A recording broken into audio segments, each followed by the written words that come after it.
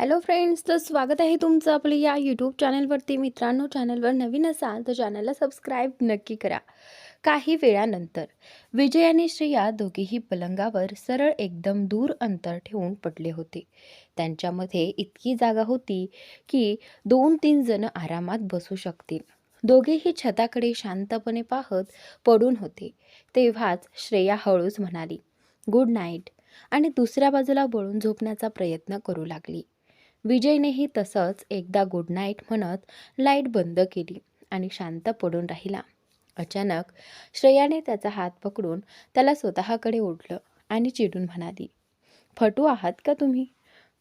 सगळं मीच बोलायचं तेव्हाच काही करता? क्लबमध्ये त्या रात्री इतके जोशात होता ना, मग आता काय झालं? तिच्या या अचानक हल्ल्याने विजय अवाक झाला. त्याच्या मनात विचार चमकला, हे खरंच मला ते सगळं पुढे जाण्याचा संकेत देते का? तो विचारात हरवला. तितक्यात श्रेयाने त्याला हलवत म्हणाली, विजय, कुठे हरवलात? मी बोलते ना. पहिल्यांदाच तिने त्याचं नाव घेतलं.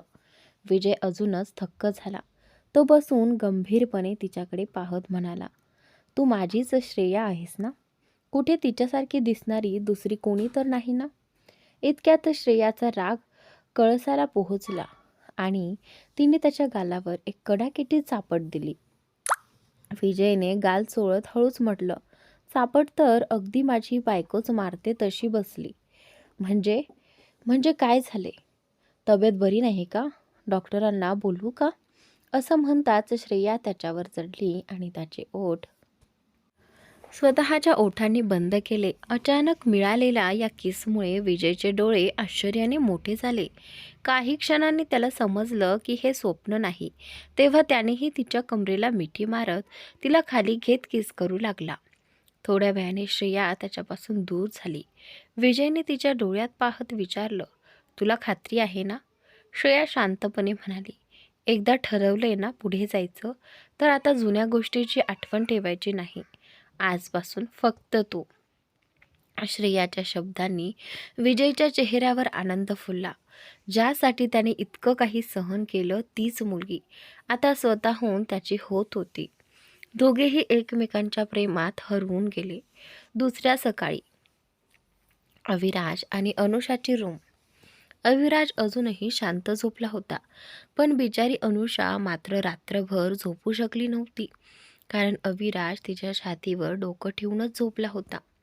त्याला बाजूला करण्याचा तिने खूप प्रयत्न केला, पण त्याने तिला एवढं घट्ट मिठीत घेतलं होतं की जणू कुणी तिला त्याच्यापासून दूर नेईल अशीच भीती त्याला वाटत होती. शेवटी अनुषाने हार मानली. अविराजचा चेहरा अजूनही तिच्या मानेजवळ लपलेला होता आणि तो तिच्याकडे विलगून झोपला होता. अनुषा प्रेमाने त्याच्याकडे पाहत मनात म्हणाली, काल अवीला काय झालं होतं? एवढं पॉझिटिव्ह वागतोय. आणि त्यानंतर तेवढ्यात तिला त्याचं अंग हलल्यासारखं वाटलं. अविराज हळूहळू जागा होत होता. अनुषा हळूच म्हणाली, गुड मॉर्निंग अवी, आणि त्याच्या कपाळावर एक किस घेतली. अविराजने डोळे उघडून तिच्याकडे पाहिलं, पण कालची रात्र आठवताच त्याच्या चेहऱ्यावरील भाव एकदम बदलले. तो फक्त म्हणत उठून बाहेर जाण्यास लागला. अनुषाने त्याचा हात पकडला. अहो, कुठे चाललात? एकतर रातभर माझ्यावर झोपला होता, सगळी बॉडी सुन्न झाली आहे माझी, आणि वर गुड मॉर्निंगलाही उत्तर नाही. या परत इथे. तिने त्याला स्वतःकडे ओढलं. अविराज शांतपणे म्हणाला, मला फ्रेश व्हायचं होतं.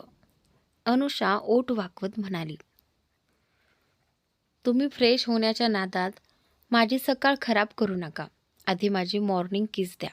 काल रात्रीची भरपाई करा, मग जा. अविराज तिच्याकडे पाहतच राहिला. ती कालच्या त्याच्या वागण्यामुळे नाराज तर नाही ना? अनुषाने त्याचा चेहरा हातात घेतला. अवी, मी तुमच्यावर कधी रागावू शकते का? आणि त्यानंतर ती त्याला किस करू लागली. बराच वेळ झाला, पण अविराजकडून प्रतिसाद न मिळाल्याने ती थांबली. तिने त्याच्या चेहऱ्याकडे पाहिलं. त्याचे डोळे बंद होते. ती रागाने म्हणाली, अवी, नॉर्मल बिहेव करणार आहात की खरंच रागावू? अविराजने डोळे उघडले आणि शांतपणे म्हणाला, तुझे ओठ सुजले आहेत. मी प्रतिसाद दिला तर तुलाच दुखेल. काल तुला खूप दुखावलं आहे मी. हे ऐकून अनुषाचं हृदय प्रेमाने भरून आलं. ती त्याचे गाल ओढत म्हणाली, अवी, तुमचं काय करू मी? तेवढ्यात अविराज पुढे झुकला आणि त्यानेच तिला किस करायला सुरुवात केली. अनुषाने हसतच त्याच्या गळ्यात हात टाकले आणि त्यानंतर मी डायनिंग एरिया. सगळे फ्रेश होऊन नाश्त्यासाठी बसले होते. अजून फक्त नवे नवरे बायका खाली आले नव्हते. अनुषा सर्वंट्सना सूचना देत म्हणाली, तुम्ही सगळे खायला सुरू करा. मी त्यांचा नाश्ता रूममध्ये पाठवते. विजय हसत म्हणाला, अगं, का अन्याय? आम्हालाही सगळ्यांसोबत बसायचं आहे ना. आजच सगळे निघणार. पुन्हा कधी भेट होईल काय माहिती, विजय म्हणाला. अनुषा हसतच म्हणाली, अरे भाऊ, तुमच्या फायद्यातच बोलत होते. तुम्हाला जरा क्वालिटी टाईम मिळावा म्हणून. आणि त्यानंतर मागून श्रेया म्हणाली, अनु, आम्ही कुठे पळतोय? तुम्ही सगळे खाऊन निघून जाल, मग आम्ही दोघंच इथे. आणि त्यानंतर राधिकाजी हसत म्हणाल्या, ठीक आहे, सगळे बसा आणि शांतपणे नाश्ता करा. त्यांची नजर श्रेया, विजय आणि सानियावर गेली. ते तिघे काहीतरी हसत बसले होते. सानियाने अनुषाकडे इशारा करून काही सांगितलं. अनुषाने नीट पाहिलं आणि तिला लगेच समजलं. कोणाच्या मानेला लव बाईट्स लपले आहेत. लव बाईट्स लपले नव्हते. ती श्रेयाच्या कानाशी झुकून म्हणाली, अगं माझ्या, सकाळपासून इतकी तयार झालीस पण हे लव बाईट्स माझ्यापासून लपवले नाहीस. श्रेया दचकली. तिने मानेला हात ठेवताच राधिकाजीने विचारलं, बेटा, मानेला काय झाले? अनुषा लगेच म्हणाली, आई, एखाद्या मोठ्या किड्याने चावलं असेल. श्रेया मान हलवत म्हणाली, हो मॉम, मोठा किडा होता. आणि विजयकडे कटाक्ष टाकला. विजय बेचारा खोकायला लागला. तेवढ्यात सानियाची नजर अनुषाच्या सुजलेल्या ओठांवर गेली. ती मोठ्याने म्हणाली, अनु, हे तुझे ओठ?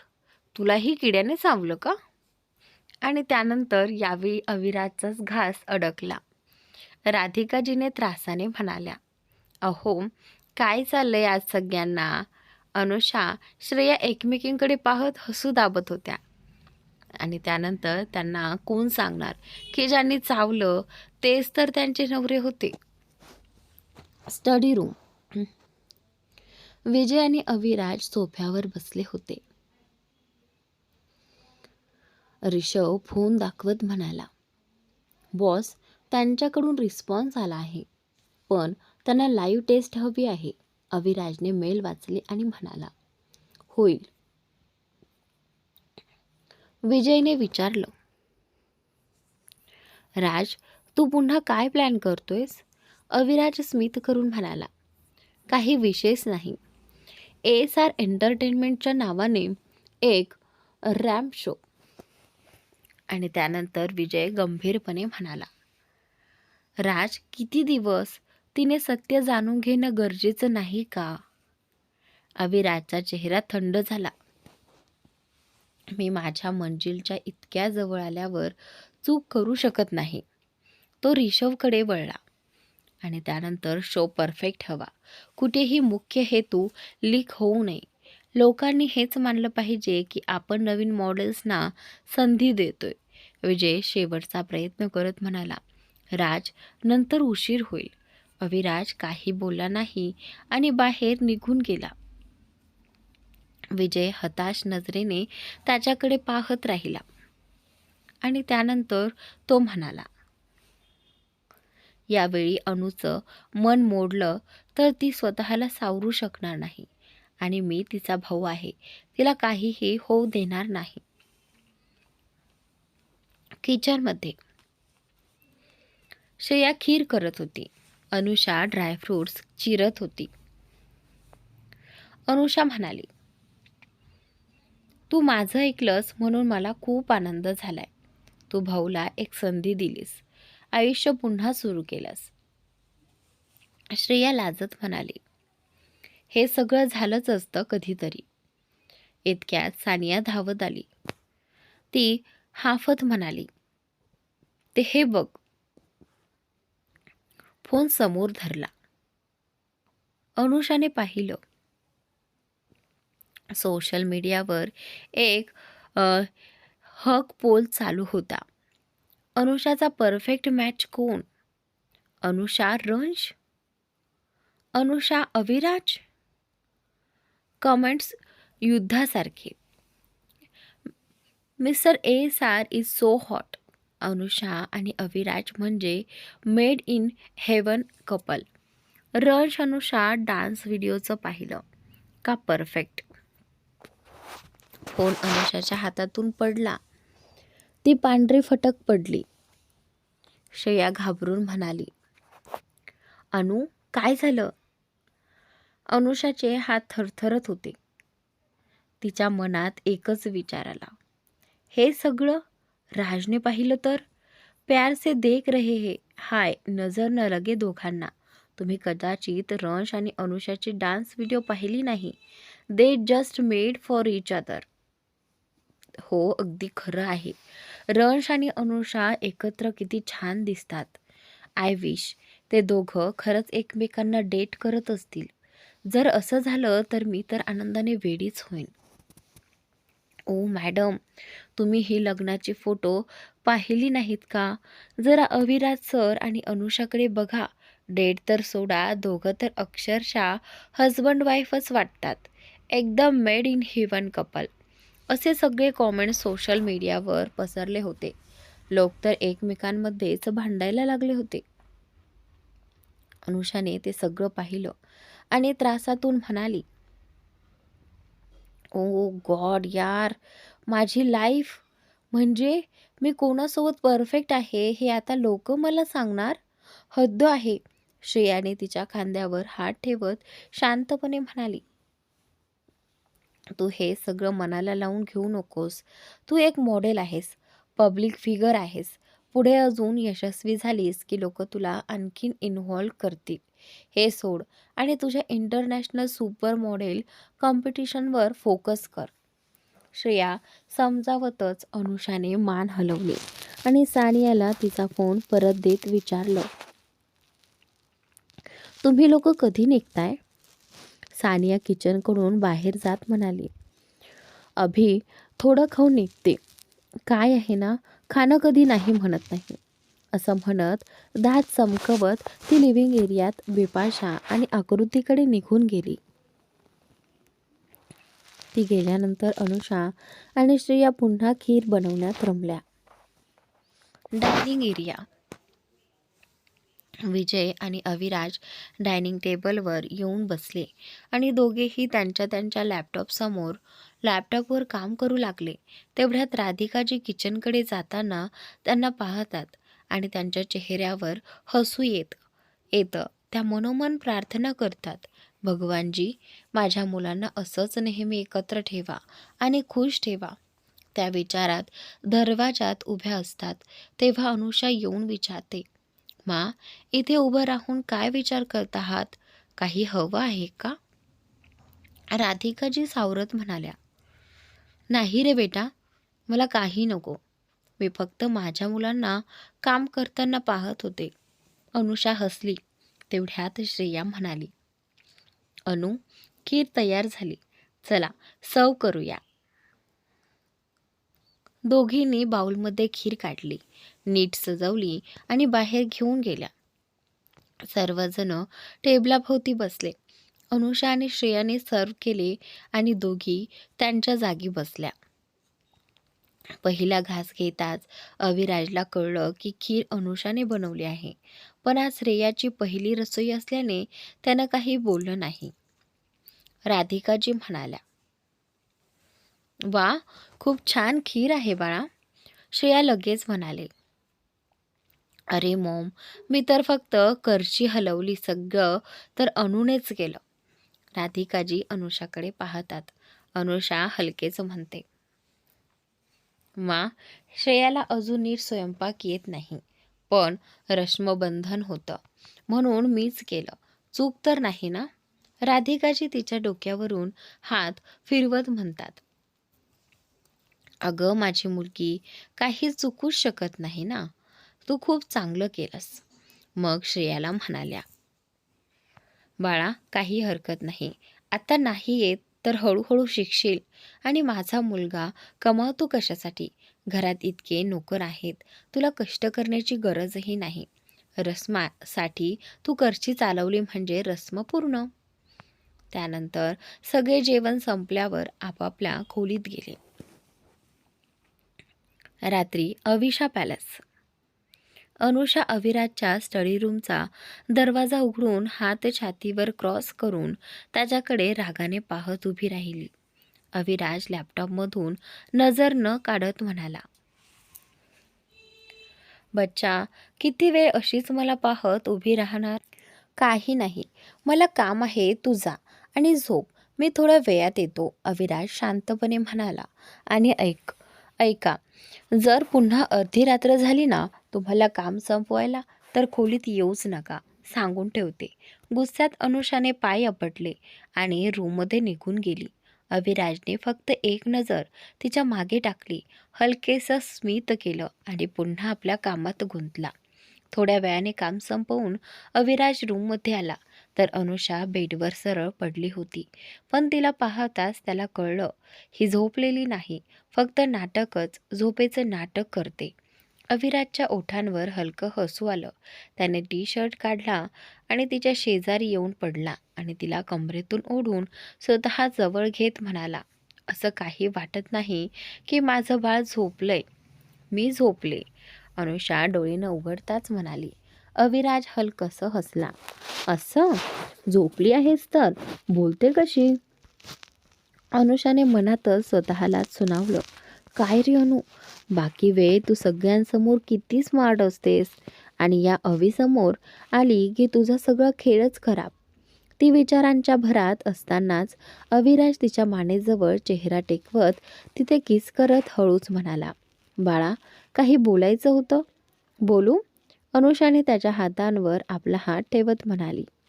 आणि त्यानंतर असं काही बोलायला तुला परमिशन लागते का हवी? अविराज थोडा गंभीर झाला. उद्या ASR एंटरटेनमेंटतर्फे एक रॅम्प शो आयोजित केलाय आणि मला हवंय तू त्यात भाग घ्यावा. अनुषाने मान वळवून त्याच्याकडे पाहिलं. पण अवी, तुमच्या कंपनीने याआधी असं काही केलं नाही ना? हो, बरोबर आहे, पहिल्यांदाच करत आहोत, आपल्या नवीन मॉडेल्सना एनकरेज करण्यासाठी. आणि म्हणूनच मला हवंय की तूही सहभागी व्हावंस. तो बोलता बोलता तिच्या नाकावर एक किस घेतो. अनुषा काही बोलणार इतक्यात अविराजच पुन्हा म्हणाला, काळजी करू नको बाळा, श्रेया आणि आकृती दोघी असतील तुझ्यासोबत. तुला फक्त तुझं बेस्ट द्यायचं आहे. आणि मनातच जोडतो, तू बेस्ट दिलंच पाहिजेस माझ्यासाठी, कारण बरंच काही त्यावर अवलंबून आहे. अनुषा त्याच्याकडे वळली, त्याला मिठी मारली आणि त्याच्या छातीत चेहरा लपवून म्हणाली, तुम्ही असताना मला कसलं टेन्शन? मला माहीत आहे तुम्ही माझ्यासाठी नेहमीच सर्वोत्तमच कराल. I blindly trust you. ती त्याच्या गालावर किस करत डोळे मिटते. तिच्या ट्रस्ट शब्दावर अचानक विजयचे शब्द अविराजच्या डोक्यात घुमले. एका छोट्या चुकानंही तू अनुषाला कायमचं गमावू शकतोस. अविराज मनातच म्हणाला, नाही, असं काही होऊच देणार नाही. अनुषा माझ्यापासून कधीही दूर जाणार नाही. काहीही झालं तरी नाही. She has to be with me. हे विचार करत तो तिला आणखीन घट्ट मिठीत घेतो. आज पहिल्यांदाच त्याला काहीतरी हरवण्याची खरी भीती जाणवली. त्यालाच समजत नव्हतं हे का होते. थोड्या वेळात दोघेही झोपले. दुसरीकडे निशाच्या घरी निशाची मॅनेजर तिला ASR एंटरटेनमेंट आयोजित रॅम्प शोबद्दल सगळी माहिती देत होती. निशा फारच लक्ष देऊन सगळं ऐकत होती. तिने दात सावत रागाने म्हटलं, अविराजचा हा नवीन प्लॅन काय आहे ते शोध. कधी काही विनाकारण करत नाही. नक्की कुणासाठी तरी करत असेल हे सगळं. रीमा शांतपणे विचारते, मग तू काय करणार? निशा हलकीशी डेव्हिल स्माईल देत म्हणाली, तयारी कर माझ्या त्या शोला जाण्याची. मला पण बघायचे अखेर अविराज काय खेळ खेळतोय. निशा, एकदा विचार कर, तू खरंच तिथे जाणार आहेस? मागच्या वेळेस मिस्टर राठोडनी तुला कसं हकलवून दिलं होतं ते विसरलीस का? रीमा आठवण करून देते. टेबलवर हात आपटत निशा संतापते, मी काही विसरली नाही. बदला तर मी घेणारच, पण मला पुन्हा अविराजच्या आयुष्यात जायचं आहे. कारण मला त्याच्या रिसोर्सची अजूनही खूप गरज आहे. तर दुसरी सकाळ. ASR entertainment and international. Aviraj आपल्या केबिनमध्ये बसून आजच्या शोसाठी काय काय करायचं आहे याबद्दल ऋषवला समजावून सांगत होता. इतक्यात दारावर हलका नॉक झाला आणि डायरेक्टर अभिमन्यू आत आला. अविराजने त्याच्याकडे पाहिलं तेव्हा तो म्हणाला, प्रेसिडेंट, सर्व गेस्टना इन्व्हिटेशन पाठवण्यात आले आहे आणि सगळ्या व्यवस्था व्यवस्थित सुरू आहेत. तिथं काही समस्या नाही. पण तो बोलता बोलता थांबला. तेव्हा अविराजने भुवया उंचावत विचारलं, पण व्हॉट? पण प्रेसिडेंट, अशी खबर आली आहे की मिस निशा देखील शोला येत आहे. अभिमन्यू थोडा हळहळत म्हणाला. हे ऐकताच अविराजचे हात लॅपटॉपवरचे काम करताना थबकले.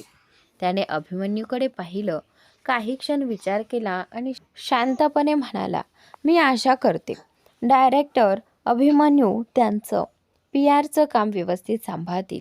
त्याच्या बोलण्याचा अर्थ समजताच अभिमन्यूच्या चेहऱ्यावर एक हलकी स्मित उमटली. Yes president, you can trust me on this. असं म्हणत तो तिथून निघून गेला. अभिमन्यू बाहेर पडताच ऋषव अविराजकडे वळला. बॉस, मिस निशा आल्यावर अनुषा मॅडमला काही त्रास तर होणार नाही ना? अविराजने ठाम नजरेने त्याच्याकडे पाहिलं. त्याच्या उपस्थितीत कोण तिच्या जवळ येण्याचंही धाडस करणार नाही. सिक्युरिटीची नीट काळजी घे. तिच्यासोबत बेस्ट बॉडीगार्ड हवा, पण कोणाचं लक्ष जाऊ नये, नाहीतर सगळ्यांच्या नजरा तिच्यावर खिळतील. आणि हो, विजयला आत्ताच याबद्दल काही सांगू नकोस. ऋषवने मान हलवली आणि बाहेर जाताना मनातच पुटपुटला, विजय सरला कळलं तर ते लगेच इथे येऊन बॉसची बँड वाजवतील.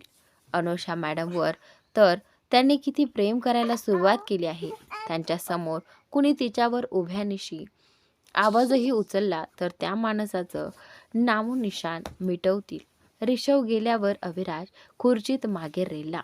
खोल श्वास घेत स्वतःशीच म्हणाला, मिस निशा, या तुमच्यासाठी खूप काही तयार आहे. Hope will you love it. आणि त्याच्या चेहऱ्यावर एक डेव्हिल स्माईल उमटली. अविराजच्या मनात काय चाललं होतं हे कोणालाही ठाऊक नव्हतं आणि त्यालाही त्या गोष्टींचे परिणाम काय होतील याची कल्पना नव्हती. त्याला वाटत होतं सगळं त्याच्या प्लॅनप्रमाणेच होईल, पण जर परिणाम त्याच्या हाताबाहेर गेले तर? हे तर पुढेच समजेल. ST Xavier college. अनुषाला कॉलेजला यायचं नव्हतं, पण रंश आणि सानियाच्या आग्रहामुळे ती आली होती. दोघे क्लासमध्ये शिरताच सगळ्यांच्या नजरा त्यांच्यावर खिळल्या.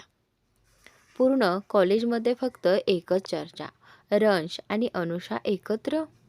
तिघे एक मोकळ्या क्लासरूममध्ये बसून गप्पा मारत होते. सानियाचा तर मेंदू खराब होण्याच्या बेतात होता. तिने केस पकडत चिडून म्हटलं, ओ गॉड, लोकांना दुसऱ्यांच्या आयुष्यात इतका का रस असतो? मन होतंय एकेकाला पकडून मसाल्याच्या मिक्सरमध्ये फिरून कुटून टाकावं. रंश तिला तिच्या बोलण्यावर हसत म्हणाला, सारं, तुझं डोकं नेहमी कुठून अशी वेडीवाकडी आयडिया काढते. तो वेड्यासारखा हसत असल्याने अनुषा आणि सानिया त्याच्याकडे डोळे बारीक करून पाहत होत्या. त्यांना पाहताच रंशने हसू आवरत म्हणाला, अरे यार, ही सगळीकडे होणारी कॉमन गोष्ट आहे. सुरुवातीला मलाही ऑकवर्ड वाटायचं, पण आता लक्ष देत नाही. तुम्हीही तसंच करा. अनुषाने दीर्घ श्वास घेत म्हटलं, माझ्यापासून हे होत नाहीये. एक काम करते, श्रेया आणि आकृतीला कॉल करून कंपनीत बोलावते. संध्याकाळच्या शोची प्रॅक्टिसही होईल आणि कामात मन राहील की या गोष्टी आठवणार नाहीत. रंशनेही तिला होकार दिला. हो, तेच बरे, मीही येतो, थोडी प्रॅक्टिस करतो. तेवढ्यात सानिया ओरडली, ए पाप्यांनो, मला कुठं या जंगलाच्या कॉलेजमध्ये एकटी सोडून चालले आहात? या छोट्या बाळाचीही काळजी घ्या, मलाही घेऊन चला. रंश हसत म्हणाला, पण आम्ही तर प्रॅक्टिसमध्ये गुंग होणार आहोत. तू काय करशील तिथं? सानियाने बाकावरून उडी मारत उत्तर दिलं, माझं काय, मी भोळी बाळ, एक कोपऱ्यात बसून खाणं खायचं, माझी मज्जा. तिचा अंदाज पाहून अनुषा आणि रंशने एकमेकांकडे पाहिलं आणि मान हलवली. चला, हिला पण घेऊनच जाऊ. आणि तिघे कंपनीकडे रवाना झाले. ASR entertainments. अनुषा, रंश आणि सानिया तिघेही एकत्र कंपनीत आले होते. रंश सोबत असल्यामुळे अनुषा अभिराजला कळवू शकली नव्हती की ती ऑफिसमध्ये येत आहे. ऑफिसमध्ये प्रवेश करताच अनुषाला एक कल्पना सुचली. ती रंशकडे पाहत म्हणाली, तू असं कर, आधी तुझ्या मॅनेजरला भेटून ये. मी सोनीला रिषवकडे सोडते, नाहीतर बिचारी एकटी पडेल. हे ऐकून सानिया काही बोलणार होती, पण अनुषाने तिचा हात अलगद दाबत तिला शांत केलं. रंशने मान हलवली आणि आपल्या टीमकडे निघून गेला. रंश नजरेआड होताच अनुषा लगेच सानियाला घेऊन अविराजच्या प्रायव्हेट लिफ्टमध्ये गेली आणि तिथेच तिने रिषवला मेसेज पाठवला की वर यावं. लिफ्ट अविराजच्या केबिनच्या फ्लोअरवर थांबली. दोघी बाहेर आल्या. सानिया दार ठोठवणार होती, पण अनुषा मात्र थेट दार उघडून आत शिरली. हे पाहून सानियाने स्वतःच्या डोक्यावर हलकी चापट मारत म्हटलं, अरे, मी पण ना विसरतेच की मी त्या एम्पायरमध्ये उभी आहे जिथे बॉसचा बॉसही अनूच आहे. असं म्हणत तीही आत गेली. ऑफिसमध्ये अनुषाला पाहताच अविराज लगेच उठला, तिच्याकडे आला आणि हलक्या चिडकेपणाने म्हणाला, बच्चा, तू यावेळी ऑफिसमध्ये? मला कळवलंच तरी नाही. सगळंही ठीक आहे ना? अनुषा हसत त्याला मिठी मारत म्हणाली, सगळं ठीक आहे अवी. कॉलेजमध्ये मन लागलं नाही म्हणून विचार केला ऑफिसमध्ये येऊन सगळ्यांसोबत शोची प्रॅक्टिस करावी. आणि आमच्यासोबत रंश होता, त्यामुळे तुला मेसेज करणं राहून गेलं. अविराजने तिचं वाक्य परत म्हणत विचारलं, आमच्यासोबत? तेवढ्या सानिया केबिनमध्ये शिरत मोठं हसत म्हणाली, मिस्टर राठोड, मी पण आहे सोबत.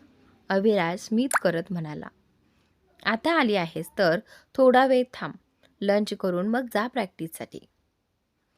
मग सानियाकडे पाहत म्हणाला, तू हवं तर रिषवच्या केबिनमध्ये थांबू शकतेस. सानियाने मान हलवली. तेवढ्यात रिषव केबिनमध्ये आला आणि म्हणाला, मॅम, तुम्ही मला बोलावलं होतं, काही हवं आहे का? अनुषा हसत म्हणाली, नाही नाही, मला काही नाही हवं. मी सोनीबद्दल मेसेज केला होता. मी प्रॅक्टिसला गेले की बिचारी एकटी पडेल. तू तिला तुझ्याकडे ठेवशील का? ऋषवने ताबडतोब उत्तर दिलं. अरे मॅम, तुम्ही रिक्वेस्ट कशाला करता? तुम्ही ऑर्डर करा. अनुषा त्याला थोडं रागावत म्हणाली. असं कसं?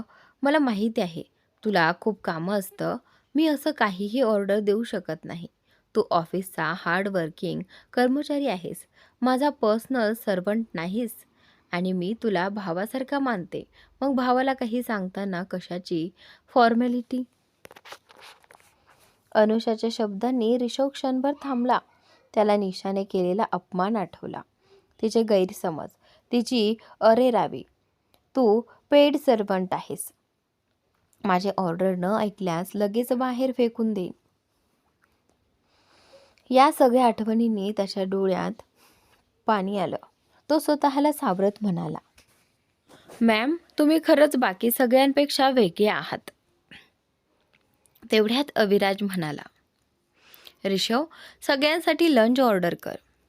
ऋषवने विचारलं, बॉस, 3 लोकांसाठी ना? अविराजने लॅपटॉपवरून नजरेसुद्धा न उचलता म्हटलं, का? डाएटवर आहेस? ऋषव गोंधळून म्हणाला, काय बॉस? अविराजने वर पाहिलं. तेवढ्यात अनुषा हसत म्हणाली, ऋषव 4 लोकांसाठी ऑर्डर करायला सांगतायत. आणि त्यावेळी तिथेच सानिया म्हणाली, खाऊन पिऊन सांड झालाय शरीर, पण अंकलचे शट्टर बंदच आहेत. हे ऐकताच ऋषवने तिला रागाने पाहत म्हटलं, अनुषा मॅमला सांगा, हिच्या या बोलण्यानं मी काहीतरी केलं तर मला दोष देऊ नका हं. सानिया तितक्याच रागाने म्हणाली, अनु, सांग त्याला, आम्हा दोघांमध्ये जर जंग पेटली तर डेड बॉडी ह्याचीच बाहेर येईल. दोघे परत भांडायला लागले तसे अनुषा मध्ये आली आणि कडक आवाजात म्हणाली, बस, दोघंही शांत. इथून बाहेर जा आणि नंतर काय करायचं ते तुमच्या केबिनमध्ये करा, पण इथे नाही. दोघेही शांत झाले. ऋषव सानियाकडे रागाने बघत केबिन बाहेर निघून गेला.